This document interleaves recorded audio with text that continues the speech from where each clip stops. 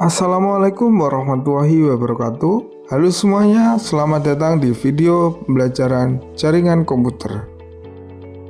Pernahkah kamu memperhatikan bagaimana setiap orang dapat terhubung dalam jaringan yang sama? Atau pernahkah kamu memperhatikan jaringan yang ada di rumah dan di sekolah? Setiap jaringan memiliki arsitektur. Pada kesempatan kali ini, kita akan membahas mengenai arsitektur jaringan. Arsitektur jaringan adalah kerangka desain dari sebuah jaringan komputer, mencakup tata letak fisik, struktur logis, dan fungsi perangkat yang terhubung dalam jaringan tersebut. Bayangkan jaringan komputer seperti sebuah kota. Arsitektur jaringan adalah peta kota tersebut yang menunjukkan bagaimana rumah-rumah dan jalan-jalan diatur dan saling terhubung. Rumah-rumah yang dimaksud di sini adalah komputer, sedangkan jalan-jalan adalah kabel-kabel yang mengkoneksikan tiap komputer dan perangkat jaringan. Ada beberapa jenis arsitektur jaringan yang umum digunakan, yaitu LAN, MAN, dan WAN.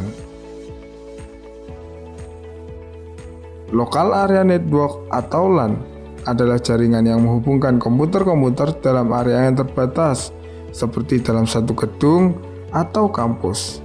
LAN biasanya digunakan untuk menghubungkan komputer-komputer dalam satu organisasi agar dapat berbagi data dan sumber daya.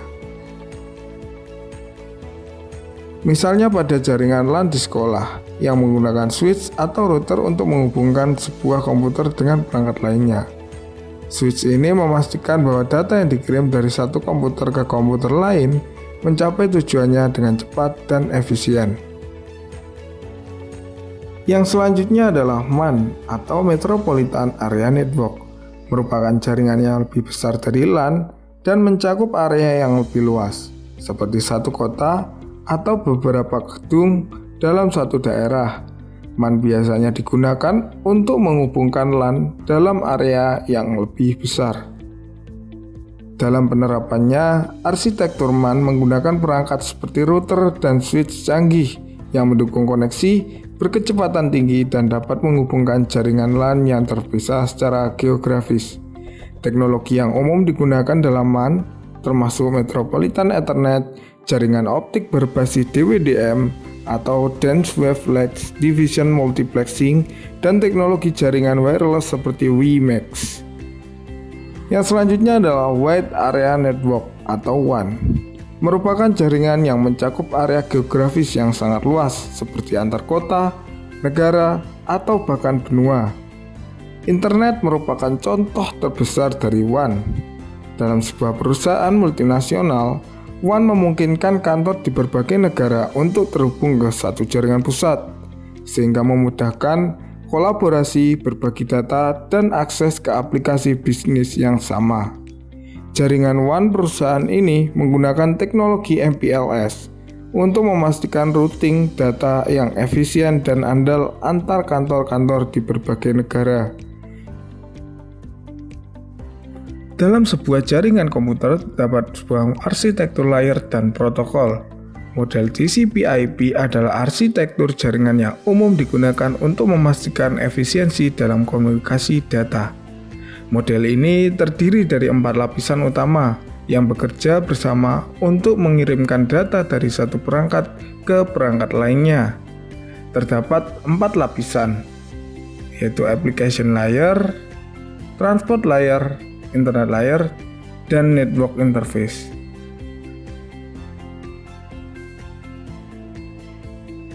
Lapisan aplikasi adalah tempat aplikasi jaringan seperti web, browser, email, klien, dan aplikasi transfer file beroperasi. Protokol di lapisan ini termasuk HTTP, HTTPS, FTP, dan SMTP. Sebagai contoh, ketika kita membuka sebuah situs web, browser menggunakan protokol HTTP untuk meminta halaman web dari server.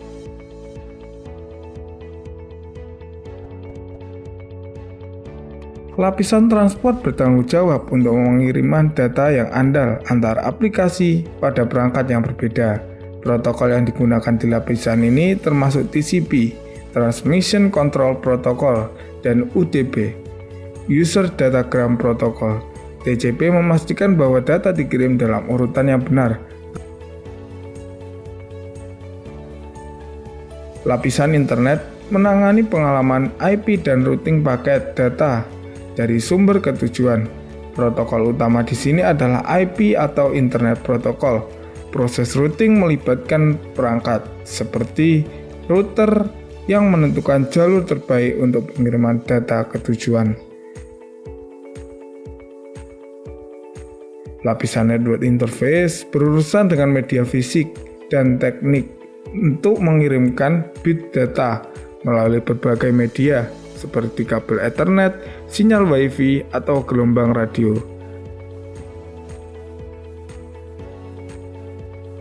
Kita akan bertanya mengenai perbedaan OSI 7 layer dengan TCP/IP. Secara garis besar, perbedaan utamanya terletak pada jumlah lapisan OSI. OSI memiliki 7 lapisan, sedangkan TCP/IP memiliki 4 lapisan. Fokus OSI adalah model teoritis yang lebih terperinci, sedangkan TCP/IP lebih praktis dan digunakan sebagai standar untuk jaringan internet. Pelompokan lapisan OSI memisahkan secara jelas antara lapisan aplikasi, presentasi, dan sesi, sedangkan TCP/IP menggabungkannya menjadi satu lapisan aplikasi. Sekian video pembelajaran pada pertemuan kali ini. Kurang lebihnya, saya mohon maaf.